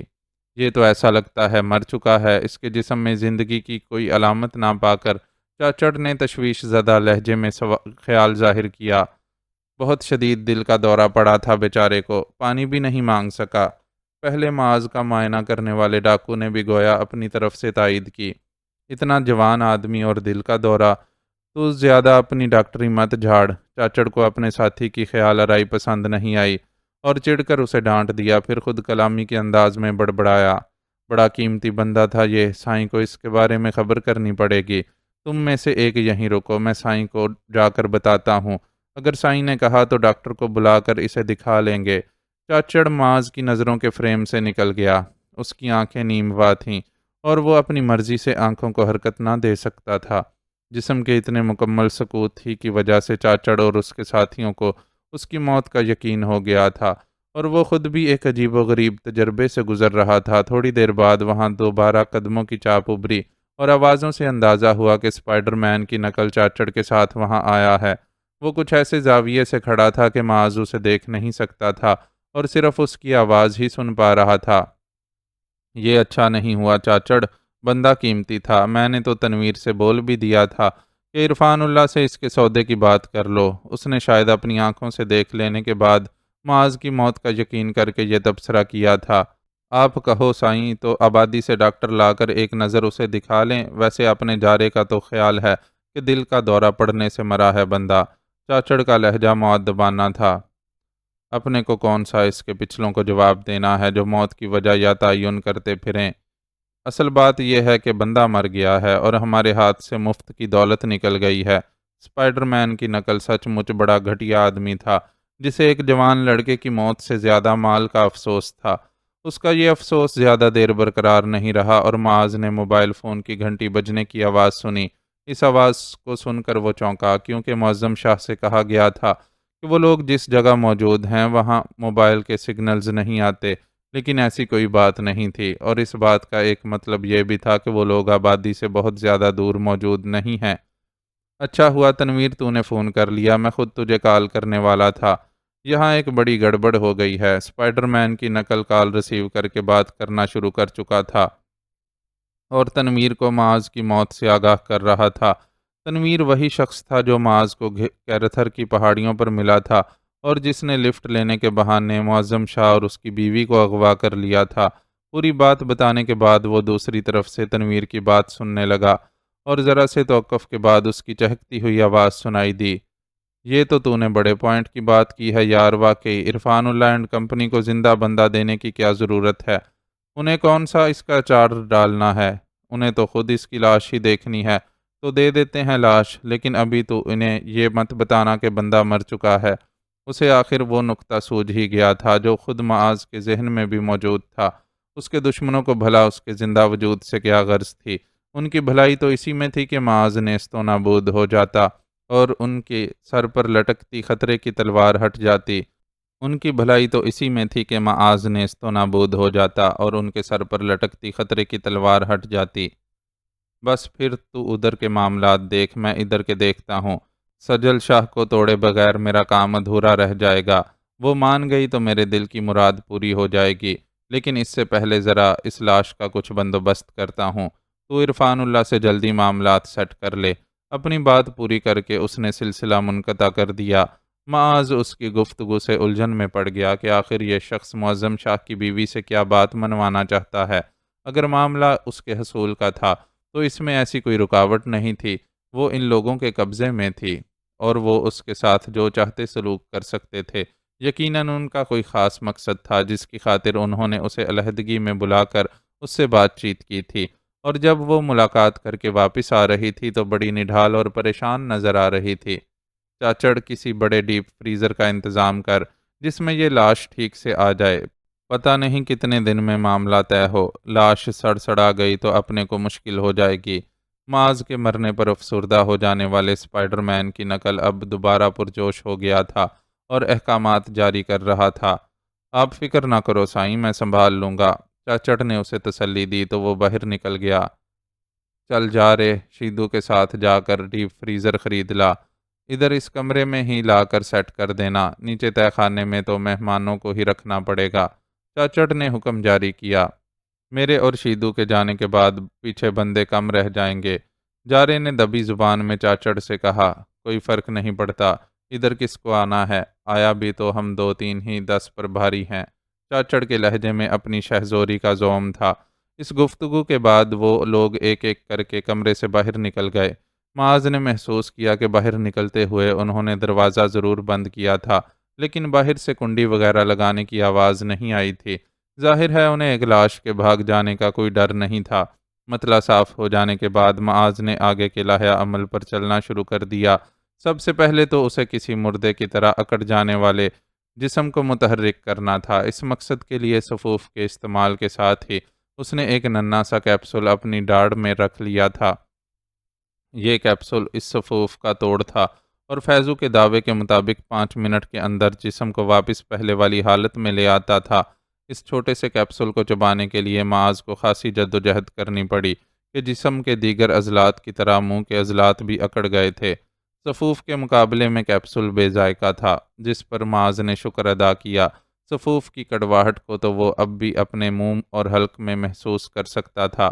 کیپسول چبانے کے بعد وہ بےتابی سے اس کے اثرات ظاہر ہونے کا انتظار کرنے لگا۔ پہلا منٹ گزرا تو اسے احساس ہوا کہ وہ اپنی آنکھوں کی پتلیوں اور پلکوں کو حرکت دے سکتا ہے۔ زبان کی اکڑن بھی دھیرے دھیرے ختم ہونے لگی۔ اس کے بعد ایک ایک کر کے سارے اعضاء متحرک ہونا شروع ہو گئے۔ معاذ، جس نے صفوف پھانک کر بہرحال ایک بڑا رسک لیا تھا، اپنے جسم کو پہلے والی حالت میں آتا دیکھ کر خوش ہو گیا۔ پہلے اس نے لیٹے ہی لیٹے اپنے ہاتھ پیروں کو حرکت دی، پھر اٹھ کھڑا ہوا اور ہلکی پھلکی ورزش کے انداز میں پنجوں کے بل اچھلنے لگا۔ اس عمل نے اس کے جسم پر اچھے اثرات مرتب کیے اور عضلات کی رہی صحیح اکڑن بھی ختم ہو گئی، لیکن ہلکی سی نکاہت اور شدت کی پیاس کا احساس اپنی جگہ تھا۔ جسم سے نکلنے والے بے تحاشا پسینے نے پانی اور نمکیات کی کمی کر دی تھی اور اس کمی کو وہ محسوس کر رہا تھا، لیکن پھر اس نے اپنے دماغ سے اس احساس کو جھٹک دیا۔ آزادی کے لیے فوری حرکت میں آنا ضروری تھا۔ ڈاکوؤں کے 2 ساتھی ڈیپ فریزر کی خریداری کے لیے باہر گئے ہوئے تھے اور اس نے ان کی جو گفتگو سنی تھی اس کے مطابق وہاں 2-3 بندے ہی موجود تھے، اس لیے کچھ کر گزرنے کے لیے یہ موقع اچھا تھا۔ کمرے سے باہر نکلنے سے قبل اس نے دروازے کو آہستگی سے کھول کر احتیاط سے باہر جھانکا۔ پورا برآمدہ خالی پڑا ہوا تھا۔ وہ دبے پاؤں آگے بڑھنے لگا۔ برآمدے میں مزید کئی کمروں کے دروازے موجود تھے، لیکن ہر دروازے پر تالا لگا ہوا تھا۔ اس نے محسوس کیا کہ فرش، دیواریں اور دروازے پرانے ہونے کے باوجود اعلیٰ معیار کے مٹیریل سے بنے ہوئے ہیں۔ برآمدہ اچھا خاصا طویل تھا، جس سے عمارت کے وسیع و عریض ہونے کا اندازہ ہو رہا تھا، ورنہ پہلے اسے معظم شاہ اور اس کی بیوی کے ساتھ جس تہہ خانے میں رکھا گیا تھا وہ تو خاصا مختصر تھا اور اسے دیکھ کر قدامت کا احساس نہیں ہوتا تھا۔ وہ اندازے سے اس سمت بڑھتا چلا گیا جہاں اس کی اسپائڈر مین کی نقل سے ملاقات ہوئی تھی۔ اس کا خیال تھا کہ پہلے وہ اس شخص کو قابو میں کرے گا تاکہ باقی افراد خود بخود ہی اس کے قابو میں آ جائیں، لیکن اسے اپنے اس ارادے پر عمل کرنے کا موقع نہ مل سکا۔ برآمدہ پار کر کے وہ جس جگہ پہنچا وہاں سے مرکزی دروازہ بہت قریب تھا اور وہ ادھ کھلے دروازے سے باہر کا منظر دیکھ سکتا تھا۔ باہر خاصا وسیع زمین کا رقبہ نظر آ رہا تھا اور اس رقبے پر فاصلے فاصلے سے مختلف اقسام کے درخت لگے ہوئے تھے۔ زمین پر گھاس موجود تھی، لیکن سوکھی ہوئی اور بے جان محسوس ہو رہی تھی۔ ایسا لگتا تھا کہ عرصے سے کسی نے اس کی طرف توجہ نہ دی ہو۔ معاذ کی بھی زیادہ توجہ اس گاڑی کی طرف تھی جس کی ڈرائیونگ سیٹ پر کوئی بیٹھا ہوا تھا، لیکن درمیان میں چاچڑ کے کھڑے ہونے کی وجہ سے وہ اس شخص کی جھلک نہیں دیکھ پا رہا تھا اور صرف کپڑوں کی ہلکی سی جھلک ہی دکھائی دے رہی تھی۔ اس نے دبے قدموں چل کر درمیانی فاصلہ کم کیا کہ زیادہ بہتر طریقے سے دیکھ سکے، لیکن اسی اثناء میں وہ سلور گرے کلٹس سٹارٹ ہوئی اور آگے بڑھتی چلی گئی۔ معاذ جھپٹ کر دروازے کی آڑ میں ہو گیا۔ اسے اندازہ تھا کہ اب چاچڑ واپس اندر آئے گا۔ اپنی سماعت کو پوری طرح اس طرف مرکوز کیے وہ اس کی آمد کا انتظار کرنے لگا۔ بھاری قدموں کی چاپ اسے بتا رہی تھی کہ چاچڑ عمارت کے بلند فرش تک آنے والے 4 عدد قدمچے طے کرنے کے بعد اب مرکزی دروازے کے ساتھ بنے کھلے دالان سے گزرتا ہوا اس طرف آ رہا ہے۔ جیسے ہی اس نے اندر داخل ہونے کے لیے نیم وا دروازے کو مزید دھکیلا، معاذ کے جسم کا تناؤ بڑھ گیا۔ بے خبری میں ڈولتا چاچڑ اندر داخل ہوا تو معاذ کسی چیتے کی طرح اس پر جھپٹ پڑا۔ وہ چاچڑ کی گردن کو اپنے بازو کی گرفت میں لینا چاہتا تھا، لیکن چاچڑ بھی ایک سکہ بند ڈاکو تھا۔ ایسے لوگ عام انسانوں کے مقابلے میں حیوانی جبلت کے مالک ہوتے ہیں اور یہ جبلت انہیں خطرے سے آگاہ کرنے میں اہم کردار ادا کرتی ہے۔ چاچڑ نے بھی اسی جبلت کے تحت عین معاذ کے حملہ کرتے وقت اس کی وہاں موجودگی کو محسوس کر لیا تھا اور اپنے بھاری جثے کے باوجود نہایت تیزی سے اس کی طرف گھوما تھا۔ اس کے گھومنے نے معاذ کا حملہ ناکام کر دیا اور بجائے اس کے کہ وہ چاچڑ کی گردن اپنی گرفت میں لے پاتا، دونوں کی زبردست ٹکر ہوئی۔ دونوں ہی کی آنکھوں کے آگے تارے ناچ گئے، لیکن دونوں سخت جان تھے، اس لیے فوراً خود کو سنبھال لیا۔ چاچڑ کے مقابلے میں معاذ البتہ اس اعتبار سے کمزور تھا کہ اس نے حال ہی میں کیرتھر کی بے رحمی کا سامنا کیا تھا اور تھکے ماندے زخمی جسم کو ابھی تک مکمل علاج اور آرام میسر نہیں آ سکا تھا۔ اس کی اصل طاقت جذبے کی وہ شدت تھی جس کے تحت وہ اپنی اور دوسروں کی بقا کی لڑائی لڑنے کے لیے اٹھ کھڑا ہوا تھا۔ اب بھی اس نے چاچڑ سے زیادہ پھرتی دکھائی اور گن نکالنے کے لیے ہولسٹر کی طرف بڑھتے چاچڑ کے ہاتھ پر گھما کر پیر کی اتنی زوردار ضرب لگائی کہ ہڈی چٹکنے جیسی آواز اس نے باقاعدہ خود اپنے کانوں سے سنی۔ اس ضرب کو کھا کر چاچڑ کسی بھینسے کی طرح ڈکرایا اور گن نکالنے کا ارادہ ملتوی کر کے جنگلی بھینسے ہی کی طرح معاذ کے پیٹ میں اپنے سر سے ضرب لگانے کی کوشش کی۔ معاذ اس حملے سے بچنے کے لیے تڑپ کر دائیں طرف پلٹا، لیکن چاچڑ کی ٹائمنگ اس سے زیادہ بہتر تھی۔ معاذ پوری طرح تو حملے کی زد میں نہیں آیا، البتہ دائیں جانب کمر پر اس ضرب کو سہنا پڑا۔ تکلیف پر توجہ دینے کی مہلت نہیں تھی، چنانچہ بغیر کسی توقف کے اس نے ایک بار پھر اپنی ٹانگ کو حرکت دی اور چاچڑ کے منہ پر گھٹنا دے مارا۔ یہ ضرب بھی کاری ثابت ہوئی اور چاچڑ کے منہ سے خون بہہ نکلا۔ اس بار معاذ نے اپنے مکے کا استعمال کیا اور چاچڑ کی موٹی ناک کو نشانہ بنایا۔ اس ضرب کو کھا کر چاچڑ نے اتنی بھیانک چیخ ماری کہ معاذ کو یقین ہو گیا کہ اب اس کا کوئی نہ کوئی ساتھی مدد کے لیے ضرور چلا آئے گا۔ خطرے کا تناسب بڑھتے دیکھ کر اس کے ہاتھ مشینی انداز میں حرکت کرنے لگے اور چاچڑ کو کچھ بھی کرنے کا موقع دیے بغیر وہ اس کی کنپٹیوں اور چہرے پر طوفانی مکے برساتا چلا گیا۔ لڑائی بھڑائی کے فن سے آگاہ ہونے کی وجہ سے وہ ان مکوں کے نتائج سے آگاہ تھا۔ عام بندہ تو ایسے مکے کھا کر دوسری دنیا میں بھی پہنچ سکتا تھا۔ چاچڑ جیسا سخت جان البتہ صرف بے ہوش ہو کر گر گیا، لیکن اس وقت تک اپنے اندیشے کے مطابق معاذ بھاگتے ہوئے قدموں کی اس جانب آنے کی آوازیں سن چکا تھا۔ اس نے نہایت پھرتی سے چاچڑ کے ہولسٹر میں پھنسی گن کھینچی اور چھلانگ لگا کر ایک ستون کی آڑ میں چلا گیا۔ اس کی اس حرکت نے اس کی جان بچا لی اور ایک گولی نے عین اس جگہ پر دیوار کا پلستر اکھاڑا جہاں لمحہ بھر پہلے وہ موجود تھا۔ اس کے ستون کے پیچھے ہو جانے پر بھی یکے بعد دیگرے کئی گولیاں چلائی گئیں جو ساری کی ساری مضبوط ستون سے ٹکرا کر اچٹ گئیں۔ معاذ نے اندازہ لگایا کہ اس پر گولیاں چلانے والوں کی تعداد 2 ہے اور وہ اس کی دائیں جانب موجود ہیں۔ اپنی گن کا رخ اس جانب کر کے اس نے یکے بعد دیگرے 2 گولیاں داغیں اور بے پناہ رسک لیتے ہوئے اس ستون کی آڑ سے نکل کر دوسرے ستون کی طرف جھک کر بھاگا۔ گولیاں اس کے تعاقب میں آئیں، لیکن اپنی ازلی خوش قسمتی کی وجہ سے وہ محفوظ رہا۔ اب وہ پہلے سے زیادہ بہتر پوزیشن پر موجود تھا اور اسے بائیں جانب کا وہ برآمدہ نظر آ رہا تھا جہاں اس کے مقابل چھپے ہوئے تھے۔ ان میں سے ایک نے اپنی پوزیشن بدلی تو معاذ کی نظروں میں آ گیا۔ اس نے فوراً ہی گولی چلا دی جو اس شخص کے بازو میں لگی۔ وہ زوردار آواز میں چیخا، دوسرا اپنے ساتھی کی چیخ پر بوکھلا کر یا پھر احمقانہ جرات کا مظاہرہ کرتے ہوئے بے تحاشا فائرنگ کرتا ہوا باہر نکل آیا۔ اس کے دونوں ہاتھوں میں ہتھیار موجود تھے اور وہ دونوں سے بیک وقت فائر کر رہا تھا۔ معاذ نے سنسناتی ہوئی گولیوں کو اپنے دائیں بائیں سے گزرتا محسوس کیا۔ اتنی بے تحاشا فائرنگ میں وہ نہ تو ستون کی آڑ سے نکل سکتا تھا اور نہ ہی ہاتھ باہر نکال کر فائر کرنے کی غلطی کر سکتا تھا، لیکن پھر اسے ایک ترکیب سوجھ گئی۔ ستون سے چپکے وہ نیچے بیٹھ گیا اور نیچے سے ہاتھ نکال کر اس شخص کی سمت وار کیا۔ وہ اس زاویے سے فائر آنے کی امید نہیں کر رہا تھا، چنانچہ جب اس کی ٹانگ پر گولی لگی تو بوکھلا گیا اور فائرنگ کے سلسلے کو برقرار نہیں رکھ سکا۔ معاذ کے لیے یہ موقع بہترین تھا۔ اس نے ایک اور فائر کیا۔ یہ بھی بغیر نشانہ لگائے کیا گیا فائر تھا جو اتفاقاً اس شخص کے پیٹ میں جا لگا اور وہ اپنا پیٹ پکڑ کر دوہرا ہو گیا۔ اس کے دونوں ہاتھوں میں موجود ہتھیار نیچے گر چکے تھے۔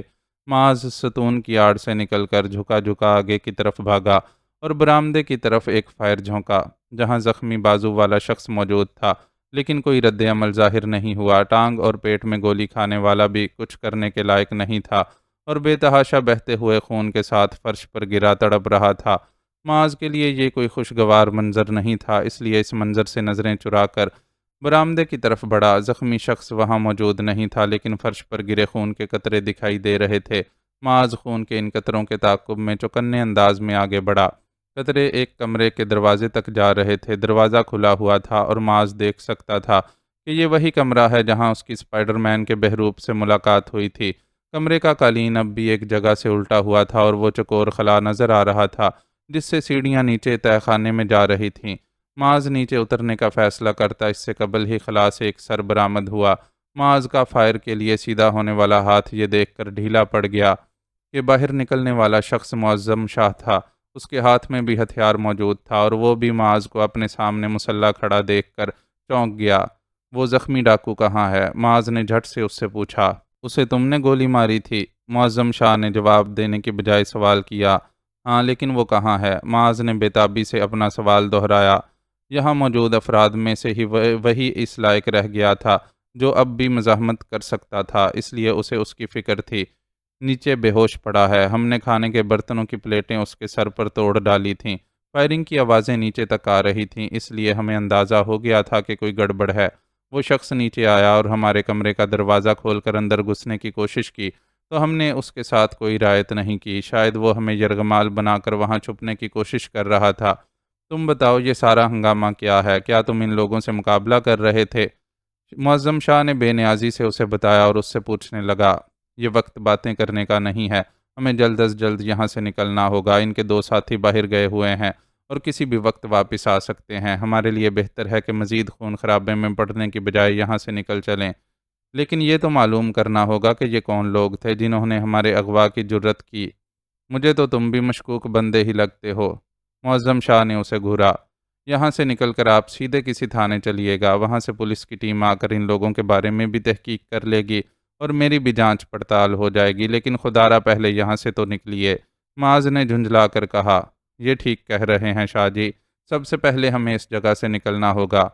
وہ بالکل اچانک نیچے سے اوپر آئی تھی اور سنجیدگی سے معاذ کی حمایت میں بولی تھی۔ معاذ کو چپ لگ گئی، وہ اس سے متفق تھی تو پھر بھلا کچھ بولنے کی ضرورت بھی کہاں تھی؟ اس کی تو صرف موجودگی بھی جادوئی اثر رکھتی تھی۔ وہ تھی جس نے ایک پل میں معاذ کو پورا کا پورا مسخر کر لیا تھا۔ وہ خود کسی اور کی تھی لیکن معاذ کو پور اپنا بنا لیا تھا۔ وہ اس کی موجودگی میں سانس بھی آہستہ لے رہا تھا کہ کہیں کھل کر سانس لینا بھی اس کی شان میں گستاخی کا باعث نہ بن جائے۔ ٹھیک ہے، پہلے ہم یہاں سے چلتے ہیں، باقی معاملات بعد میں دیکھیں گے۔ معظم شاہ نے بیوی کی بات ماننے سے انکار نہیں کیا اور شاہانہ بے نیازی سے بولا۔ وہ تینوں ایک دوسرے کے پیچھے چلتے ہوئے باہر کی طرف جانے والے راستے کی طرف بڑھ گئے۔ باہر نکلنے کے لیے انہیں اس جگہ سے گزرنا پڑا جہاں معاذ کا چاچڑ اور اس کے ساتھیوں سے مارکا ہوا تھا۔ چاچڑ ہنوز اپنی جگہ پر بے ہوش پڑا ہوا تھا، جبکہ اس کا وہ ساتھی جس کے پیٹ میں گولی لگی تھی اپنی زندگی کی آخری سانسیں لے رہا تھا۔ اس شخص کو دیکھ کر معاذ کا دل عجیب انداز میں دھڑکا۔ اپنے دفاع میں ہی صحیح، اس کے ہاتھوں ایک شخص کا قتل ہوا تھا۔ اس نے دزدیدہ نظروں سے سجل شاہ کی طرف دیکھا اور سوچنے لگا کہ کیا وہ اسے ایک قاتل کے طور پر دیکھ رہی ہے، لیکن کوئی اندازہ نہیں لگا سکا۔ سجل شاہ کا چہرہ حسب معمول چادر کے نقاب میں چھپا ہوا تھا اور اس کے اندر سے جھانکتی اس کی آنکھوں میں عجیب سی بے نیازی تھی۔ وہ بڑی مختلف طبیعت کی عورت تھی۔ جن باتوں پر عام عورتوں کی چیخیں نکل جاتی ہیں ان پر بھی وہ بے حد پرسکون رہتی تھی۔ اس وقت بھی وہ نہایت بے نیازی سے اس جگہ سے گزر کر ان دونوں کے ساتھ باہر آ گئی۔ باہر نکل کر ان تینوں نے ہی بے ساختہ اس عمارت کا جائزہ لیا تھا جس میں وہ قیدی بنا کر رکھے گئے تھے۔ وہ ایک پرانا لیکن پرشکوہ حویلی نما مکان تھا۔ معاذ نے حویلی کے فرنٹ پر لکھے کاشانہ آزادی کے الفاظ پڑھے اور چونک گیا۔ کئی سال قبل اس نے اس عمارت کو دیکھا تھا۔ یہ عمارت ایک نواب صاحب کی ملکیت تھی۔ پارٹیشن کے وقت ہجرت کر کے پاکستان آ جانے والے نواب صاحب کو اپنی ریاست کے بدلے کلیم میں کراچی کے ایک دور افتادہ علاقے میں ایک حویلی اور زرعی زمین عطا کی گئی تھی۔ نواب صاحب کے پاس اپنے چھوٹے سے خاندان، چند وفادار ملازمین اور کسی طرح چھپا کر لائی گئی تھوڑی نقدی اور قیمتی خاندانی زیورات کے سوا کچھ نہیں تھا، لیکن آزاد وطن کی خوشی نے ان کے اندر ایسی توانائی بھر دی تھی کہ انہیں اس ویرانے میں رہنے پر بھی کوئی اعتراض نہ ہوا اور ٹوٹی پھوٹی حویلی کی مرمت و تزئین و آرائش کے ساتھ ساتھ زمینوں کو آباد کرنے میں پورے حوصلے سے جت گئے۔ انہوں نے اس زمین پر پھلوں کے باغات لگوائے اور ثابت کر دیا کہ انسان کا حوصلہ ویرانے میں بھی بہار لا سکتا ہے۔ ان کے انتقال کے بعد ان کا سب کچھ ان کی اکلوتی بیٹی کو وراثت میں ملا۔ بیٹی نے بھی اپنے خاوند کے ساتھ مل کر ایک عرصے تک سب کچھ سنبھالے رکھا، لیکن اس کی اولاد نے اس جگہ رہنا پسند نہیں کیا اور وہ پاکستان جو ان کے نانا کا خواب تھا چھوڑ چھاڑ کر بیرون ملک اپنا سہانا مستقبل بنانے میں مگن ہو گئے۔ نواب صاحب کی بیٹی کو بھی اولاد کے پیچھے جانا پڑا اور یوں بہت محنت سے بسائی گئی زمین ایک بار پھر ویران ہو گئی۔ حویلی پر قفل لگا دیے گئے۔ معاذ کئی سال قبل دوستوں کے ساتھ کرکٹ میچ کھیلنے اس جگہ آیا تھا تو اس نے یہ شاندار حویلی دیکھی تھی اور اسے اس کے بارے میں معلوم ہوا تھا۔ اس وقت اس کے چونکنے کی وجہ حویلی نہیں بلکہ یہ تھی کہ حویلی کو دیکھ کر اس پر انکشاف ہوا تھا کہ اس وقت وہ کہیں اور نہیں بلکہ کراچی شہر میں موجود ہے، اور یہاں سے گھنٹہ سوا گھنٹہ کی مسافت پر اس کا گھر اور پیارے موجود ہیں۔ اپنے پیاروں کے درمیان پہنچنے کے خیال سے اس کا دل خوشی سے دھڑکنے لگا، لیکن اس کے لیے ظاہر ہے کسی سواری کی ضرورت تھی۔ سواری کے بغیر انہیں کسی قریبی آبادی تک پہنچنے میں خاصی پریشانی ہوتی۔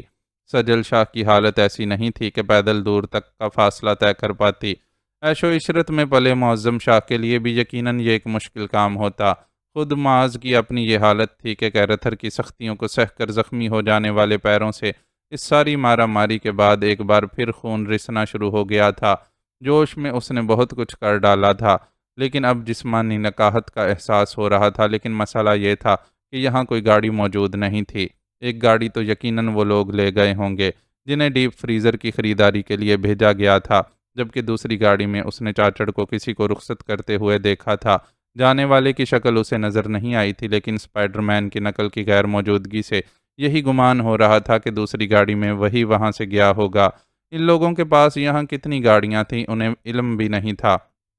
بہرحال وہ مزید یہاں ٹھہر بھی نہیں سکتے تھے، اس لیے کوئی حل نہ پا کر اس امید پر پیدل ہی سفر شروع کرنا پڑا کہ شاید آگے چل کر کوئی سواری مل جائے۔ عام آبادی سے ہٹ کر علاقہ ہونے کی وجہ سے اس امید میں زیادہ دم نہیں تھا، لیکن بحالت مجبوری انہوں نے چلنا شروع کر دیا۔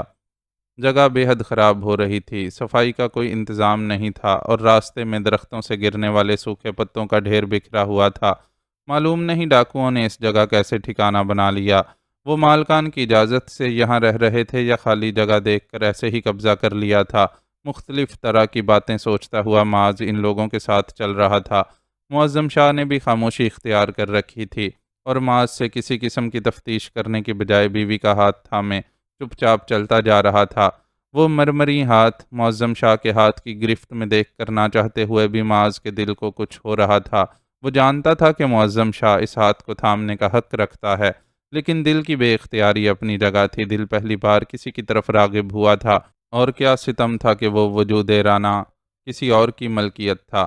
نارسائی کی اس تکلیف سے بچنے کے لیے وہ کوشش کر رہا تھا کہ اپنی توجہ ان میاں بیوی سے ہٹائے رکھے۔ وہ لوگ بے حد وسیع احاطے کے پھاٹک کی طرف جاتی سیدھی روش کی بجائے درختوں کے درمیان سے گزر رہے تھے، تاکہ اگر باہر سے کوئی آئے تو فوری طور پر اس کی نظروں میں آنے کی بجائے کسی درخت کی آڑ میں چھپ سکیں۔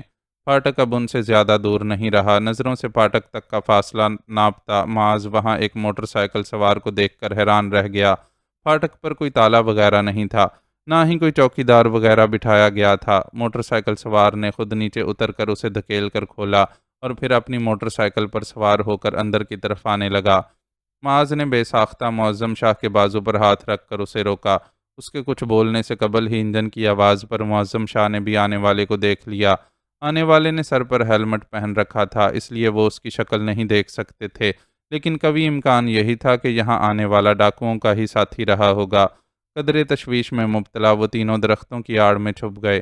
انہیں فکر تھی کہ جب یہ شخص حویلی تک پہنچے گا اور اندر کی صورتحال دیکھے گا تو فوراً کوئی ایکشن لے گا، اور یقیناً پہلا کام وہ اپنے ساتھیوں کو یہاں بلا کر ان لوگوں کی تلاش شروع کروانے کا کرتا۔ لیکن ان کے خدشات کے برعکس وہ شخص سیدھا اندر کی طرف جانے کے بجائے تھوڑا سا اندر آنے کے بعد ناریل کے درختوں کے ایک جھنڈ کے پاس رک گیا، اور ہیلمٹ اتار کر سر اونچا کیے بلندی پر لگے ناریل دیکھنے لگا۔ وہ سیاہ بالوں والا خوبرو اور جوان العمر شخص تھا۔ ان کے دیکھتے ہی دیکھتے اس نے اپنے پیروں سے جوتے موزے اتار کر ایک طرف رکھے اور بندر کی سی پھرتی سے درخت پر چڑھنے لگا۔ اس منظر کو دیکھ کر معاذ کو ہنسی سی آ گئی۔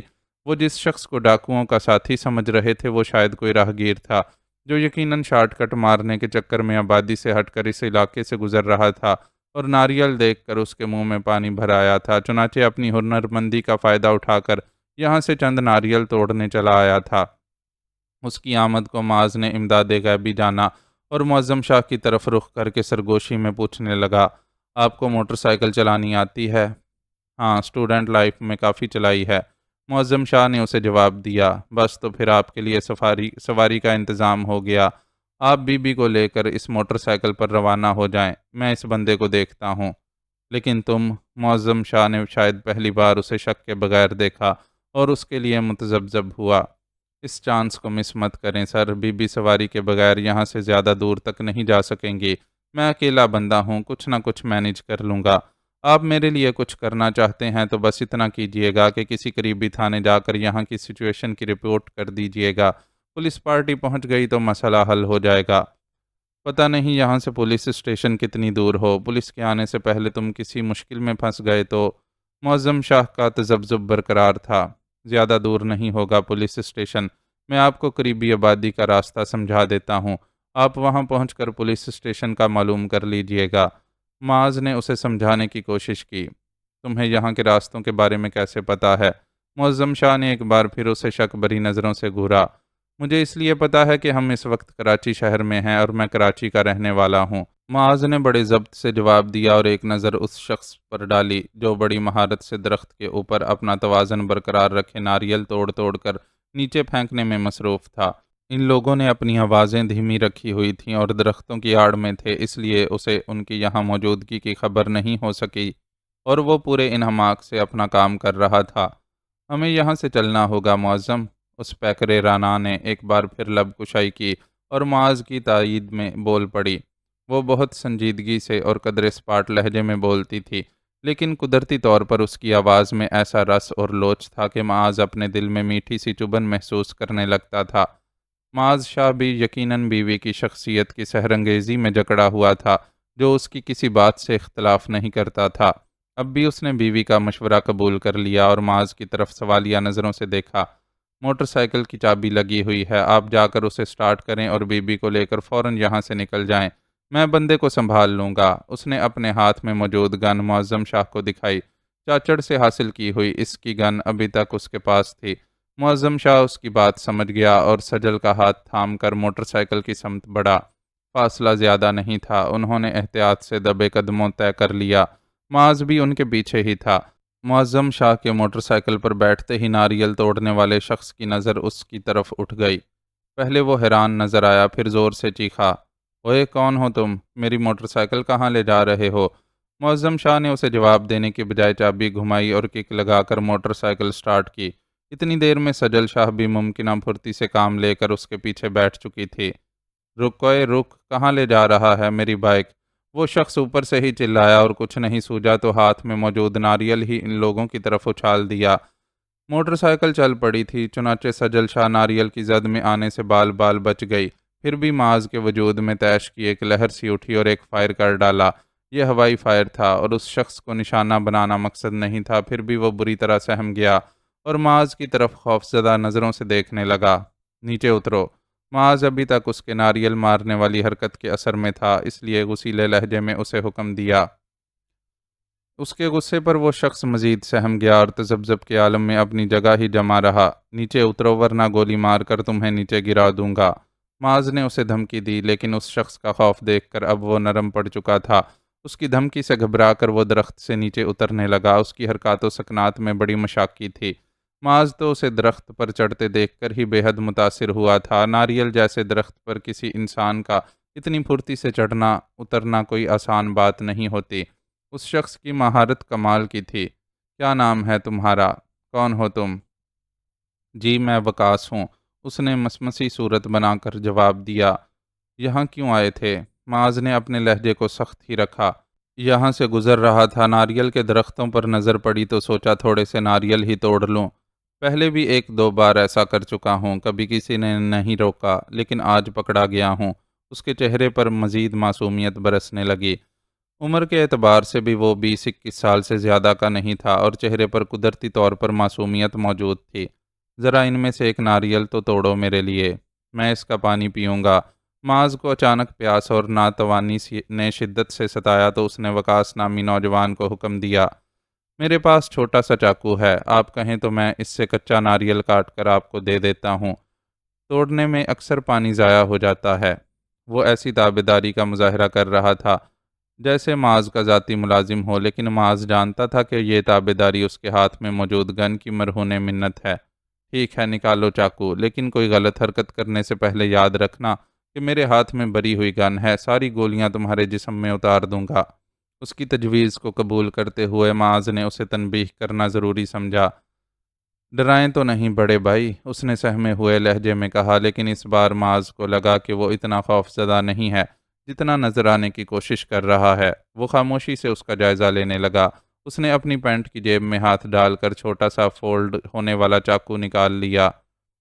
چاقو کا پھل چھوٹا لیکن تیز تھا۔ نیچے پڑے ہوئے ناریلوں میں سے اس نے ایک کچا ناریل منتخب کیا اور چاقو کا تیز پھل اس میں گھسا کر نہایت صفائی سے 1.5-2 انچ کے قریب اس میں سے ایک چکور سا ٹکڑا کاٹ کر الگ کر دیا۔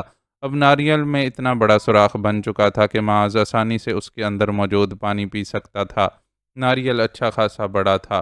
وقاص نامی لڑکے نے اسے معاذ کی طرف بڑھایا تو معاذ کو اسے تھامنے کے لیے گن ایک طرف رکھنی پڑی۔ کوئی غلط حرکت کرنے کی کوشش نہیں کرنا ورنہ مجھے گن اٹھانے میں دیر نہیں لگے گی، معاذ نے ناریل تھامتے ہوئے اسے تنبیہ کی۔ ویسے اسے اس لڑکے سے کوئی خطرہ محسوس نہیں ہو رہا تھا۔ وہ ایک راہگیر تھا جس سے اسے کوئی غرض نہیں تھی اور اس نے سوچ لیا تھا کہ ناریل کا پانی پیتے ہی یہاں سے روانہ ہو جائے گا۔ اپنے زخمی پیروں کے ساتھ اسے پتہ نہیں کتنی دیر تک پیدل چلنا پڑتا، اس لیے بہتر تھا کہ وہ اپنے لیے تھوڑی سی توانائی حاصل کر لیتا۔ تازہ ناریل کے پانی کے پہلے ہی گھونٹ نے اس کے اندر تازگی و فرحت کی لہر دوڑا دی۔ دوسرا گھونٹ اس نے مزید بےتابی سے پیا۔ اس کی کوشش تھی کہ اس دوران نوجوان پر بھی نظر رکھے، لیکن براہ راست ناریل سے منہ لگا کر اس کا پانی پینے کے لیے اسے سر کو پیچھے کی طرف جھکانا پڑ رہا تھا، اور بڑا سا ناریل اس کے چہرے کے سامنے آ گیا تھا، اس لیے وہ پوری طرح اس پر نظر نہیں رکھ پا رہا تھا۔ نوجوان وقاص نے بھی اس بات کو سمجھ لیا اور بالکل اچانک ہی یوں لات چلائی کہ معاذ کے ہاتھ میں موجود ناریل دور جا گرا اور وہ اپنی جگہ سے قدرے دائیں جانب لڑک گیا۔ وقاص نے مزید پھرتی کا مظاہرہ کرتے ہوئے بائیں جانب رکھی اس کی گن کو ٹھوکر ماری۔ گن اڑتی ہوئی دور گئی اور سوکھے پتوں کے ڈھیر میں نہ جانے کہاں جا گری۔ اس دوران معاذ بھی خود کو سنبھال چکا تھا۔ اس نے وقاص پر جوابی حملہ کیا اور اس کے دائیں کندھے پر کھڑی ہتھیلی کی زوردار ضرب لگائی۔ اس کے بعد تو جیسے ان کے درمیان جنگ سی چھڑ گئی۔ معاذ کی جسمانی حالت اتنی اچھی نہیں تھی، لیکن وہ لڑنے بھڑنے کے فن سے اچھی طرح آشنا تھا، اس لیے وقاص کو زیادہ مار کھانی پڑ رہی تھی۔ ساتھ ہی اسے یہ بھی تسلیم کرنا پڑ رہا تھا کہ وقاص کو لڑنے بھڑنے میں بے شک مہارت حاصل نہیں ہے، لیکن وہ نہایت پھرتیلا ہے اور اپنی اسی خوبی کی وجہ سے اتنی مار نہیں کھا رہا جتنی کہ اسے پڑ سکتی تھی۔ لڑائی کا یہ سلسلہ مشکل سے 2-3 منٹ جاری رہا اور اس کی کک کھا کر دور جا گرنے والا وقاص اٹھ کر دوبارہ اس پر حملہ آور ہونے کی بجائے پہلے سپرنگ کی طرح اچھل کر کھڑا ہوا اور پھر سرپٹ دائیں جانب بھاگ کھڑا ہوا۔ معاذ بے ساختہ اس کے پیچھے دوڑا، لیکن وقاص کی رفتار بے حد تیز تھی اور اس کے زخمی پاؤں دوڑنے کی راہ میں مزاحم تھے، اس لیے اس کے دیکھتے ہی دیکھتے وقاص بہت آگے نکل گیا اور دائیں جانب کی بلند دیوار کے قریب درخت پر اپنی بندروں والی پھرتی سے چڑھنے کے بعد اچھل کر دیوار پر چڑھا، پھر دوسری طرف کود گیا۔ معاذ اسے درخت پر چڑھتے دیکھ کر ہی اپنے قدموں کو روک چکا تھا۔ اسے اندازہ ہو گیا تھا کہ وقاص نامی اس نوجوان کے پیچھے جانا سانپ نکلنے کے بعد لکیر پیٹنے کے مترادف تھا۔ اب اسے سب سے پہلی فکر یہاں سے نکلنے کی کرنی چاہیے تھی، کیونکہ اس چکر میں الجھ کر وہ پہلے ہی تاخیر کا شکار ہو چکا تھا۔ سر جھٹک کر وقاص کے خیال کو ذہن سے نکالتے ہوئے وہ ایک بار پھر رخ موڑ کر بیرونی پھاٹک کی طرف بڑھا۔ پھاٹک سے اس کا فاصلہ زیادہ نہیں تھا اور درختوں کا سلسلہ ختم ہو جانے کے بعد اسے یہ تھوڑا سا فاصلہ کھلے میں طے کرنا تھا۔ 2-3 منٹ ہی کی بات تھی، لیکن 2-3 منٹ کے اس دورانیے نے ہی اسے دھوکہ دے دیا۔ کھلے پھاٹک سے تیزی سے ایک سوزوکی پک اپ اندر داخل ہوئی۔ اس کے پچھلے حصے میں نیا نکور ڈیپ فریزر رکھا ہوا تھا اور ڈیپ فریزر کے اوپر ایک آدمی چڑھ کر بیٹھا ہوا تھا۔ معاذ نے چاہا کہ پلٹ کر دوبارہ درختوں کے درمیان گھس جائے، لیکن پک اپ ڈرائیور اور ڈیپ فریزر پر چڑھ کر بیٹھا آدمی دونوں ہی اسے دیکھ چکے تھے۔ ڈیپ فریزر پر چڑھ کر بیٹھے آدمی نے نہ صرف دھاڑ کر اسے رکنے کا حکم دیا، بلکہ اپنی گن نکال کر اس کی طرف 2-3 فائر بھی داغ دیے۔ گولیاں سنسناتی ہوئی معاذ کے دائیں بائیں سے گزریں تو ناچار اسے اپنے قدم روکنے پڑے۔ پک اپ ڈرائیور نے عین اس کے سر پر پہنچ کر بریک لگائے۔ پہلے پیچھے والا چھلانگ لگا کر اس تک پہنچا، پھر ڈرائیور بھی باہر نکل آیا۔ ایک بار پھر وہ ان خونخوار ڈاکوؤں کے گھیرے میں ان کے ہتھیاروں کے نشانے پر تھا اور اس کے پاس کوئی جائے فرار نہیں رہی تھی۔ اپنی قسمت کی اس ستم ظریفی پر آہ بھرتے ہوئے اس نے اپنا جسم ڈھیلا چھوڑ دیا۔ معزز ناظرین و سامعین، لائک، کمنٹس اور شیئر ضرور کریں۔ شکریہ۔